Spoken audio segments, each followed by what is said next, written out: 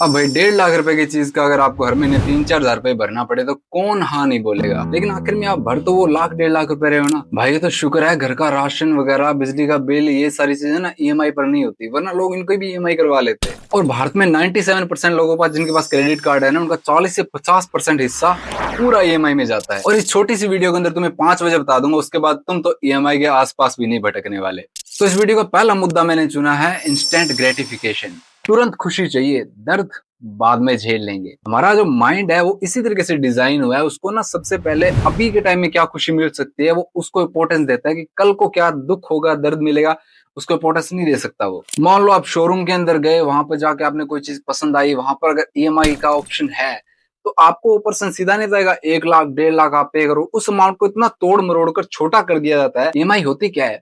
एक बड़ी अमाउंट जिसको टुकड़ों में तोड़कर छोटे छोटे हिस्सों में बांट कर पे किया जाए। और वहां पर अगर आप 50 हज़ार की चीज लेने वाले हो तो आप 1 लाख की चीज उठा लोगे, सिर्फ ये चीज सोच कर फिर क्या हुआ यार, हर महीने 2-4 हज़ार तो भरने हैं। लेकिन अगर आपको वही पेमेंट पूरा 1 लाख कैश में करना होता तो आप 10 बार सोचते।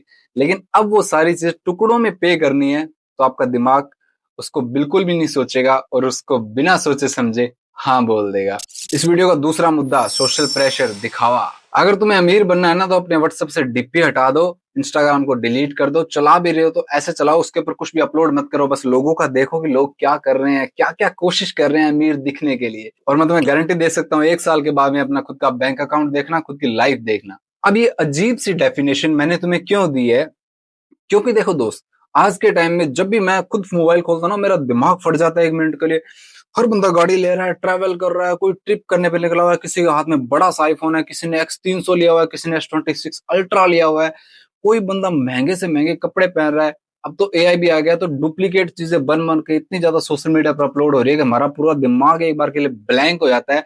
और हम हमारे कमरे में बैठे बैठे उस फोन में देखते हैं कि यार, अरे यार ये क्या हो रहा है, ये पूरी दुनिया यहाँ, अरे पूरा माइंड हमारा इस तरीके से ब्लॉक होता है ना उस चीजों को देखकर, कि लोगों की लाइफ इतनी ज्यादा बेहतर कैसे हो सकती है और मैं ऐसा क्या कर रहा हूँ, कि मैं पीछे क्यों हूँ, और आखिर में कोई रास्ता क्यों नहीं बचता।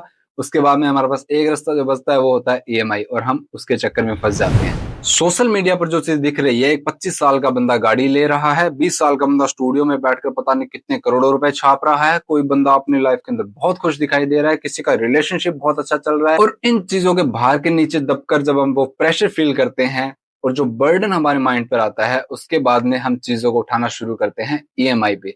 अब इस वीडियो का तीसरा मुद्दा, नो कॉस्ट ईएमआई। यार ये कंपनियां कितनी समझदार है ना, बड़े अच्छे तरीके से ये गेम प्ले करती है हमारे माइंड के साथ। एक ऐसा वर्ड दिखाती है जो कि देखने में हमारे माइंड को ट्रिगर करता है कि oh wow, no cost EMI, इसके अंदर तो मेरे को बहुत कम खर्चा मिल रहा है, बहुत कम खर्चा मेरे को पे करना पड़ रहा है, बिल्कुल आसानी से इसको मैं पे कर दूंगा इजीली। सबसे पहले तो एक बेसिक सी चीज समझो, जो प्रोडक्ट तुमको दिखाया जा रहा है उसमें पहले ही बहुत सारी चीजें ऐड हो चुकी है, वहां के जीएसटी, टैक्स और उस कंपनी का प्रॉफिट मार्जिन, उसके बाद उस एएमआई का इंटरेस्ट, वो सारी चीजें कैलकुलेट होकर जब तुम्हारे सामने आती है और तुमको बोला जाता है कि नो कॉस्ट ईएमआई, और उस अमाउंट को एक साथ दिखाकर तुम्हारे ऊपर फाइनेंस कर दिया जाता है, तुमको थोप दिया जाता है उस अमाउंट को टुकड़ों में तोड़कर पे करने के लिए, तुमको वो बहुत इजीली लगती है। 2 लाख का लोन अगर आप क्रेडिट कार्ड पर रिवॉल्व करते हो तो आप 80 हज़ार से ज्यादा इंटरेस्ट पे कर चुके होते हो। और यही नहीं, एक्चुअल लोन या क्रेडिट कार्ड जब आप कोई ईएमआई करते हो तो 13 से 24% का इंटरेस्ट लगता है उसके ऊपर। लेकिन कंपनियों को ये चीज बहुत अच्छे से पता है मेरे भाई, कि अगर इन वर्ड को चूज किया गया, ऐसे वर्ड्स को डिजाइन किया गया जो हमारे माइंड के साथ अच्छे से गेम प्ले कर सके, तो हमारे माइंड के सोचने समझने की जो क्षमता है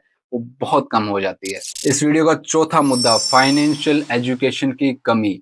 इस मुद्दे के पीछे हाथ धोके पड़ जाओ मेरे भाई, क्योंकि भारत के अंदर फाइनेंशियल लिटरेसी की बहुत कमी है। आपको स्कूल कॉलेज के अंदर बहुत अच्छी चीजें, बहुत प्यारी चीजें सिखाई जाती है, लेकिन फाइनेंशियल एजुकेशन, ईएमआई कैलकुलेट कैसे होती है, मनी कंपाउंड कैसे होती है, इंटरेस्ट कैसे होता है, इन्फ्लेशन कैसे होता है, इन चीजों का नॉलेज, आप नॉलेज की बात करें, इन चीजों को वर्ड के बारे में बहुत सारे लोगों को नहीं पता, जो कि मिडिल क्लास होते हैं, जो कि गांव छोटे शहरों में रहते हैं, उनको इन चीजों के बारे में बिल्कुल भी नॉलेज नहीं होता है। आज भारत का हाउस होल्ड डेबिट जीडीपी 41 से 48% तक पहुंच चुका है, जो कि 2018 में 32% भी नहीं था।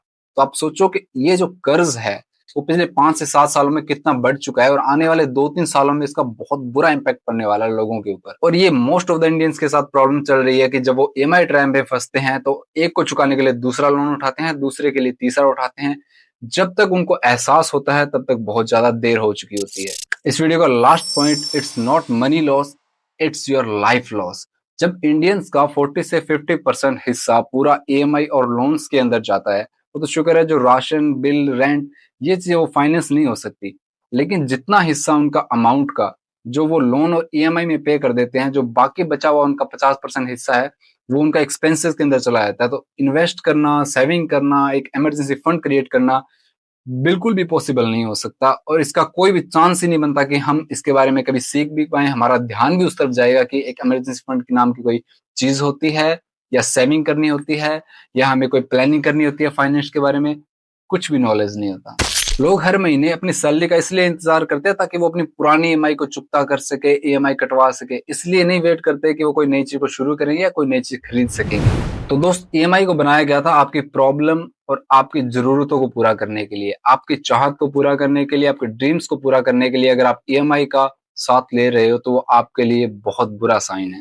तो अगली बार कोई भी इंसान बोले कि 2000 सिर्फ पर मंथ, तो एक बार जरूर सोचना कि आप टोटल कितना पे कर रहे हो, आप कितनी ईएमआई बाउंस करोगे, आप कितना पेनल्टी चार्ज एक्स्ट्रा देने वाले हो। और ये सारी चीजें मिलकर ये एक प्रॉफिट जनरेट करती है बड़ी बड़ी कंपनियों के लिए। लेकिन अगर आप पर्सनली खुद ईएमआई ट्रैप के अंदर फंसे हो तो अपनी पूरी प्रॉब्लम्स को लिस्ट डाउन करके इस कमेंट सेक्शन के अंदर जरूर लिखना। मैं पर्सनली आपके उस प्रॉब्लम को देखूंगा, एनालाइज करूंगा, और आपके लिए जो बेस्ट सॉल्यूशन हो पाएगा वो मैं आपको रिकमेंड करूंगा। उसके लिए कोई भी चार्ज नहीं है। एंड आई नाउ आपकी लाइफ के अंदर भी एक ऐसा दोस्त जरूर होगा जो कि ईएमआई के बर्डन के अंदर फंसा हुआ है और बहुत ज्यादा ईएमआई उठाता है, तो उसको ये वीडियो जरूर रिकमेंड करना। तो मिलते हैं अगली वीडियो के अंदर, तब तक समझदारी से खर्च को करते रहिए।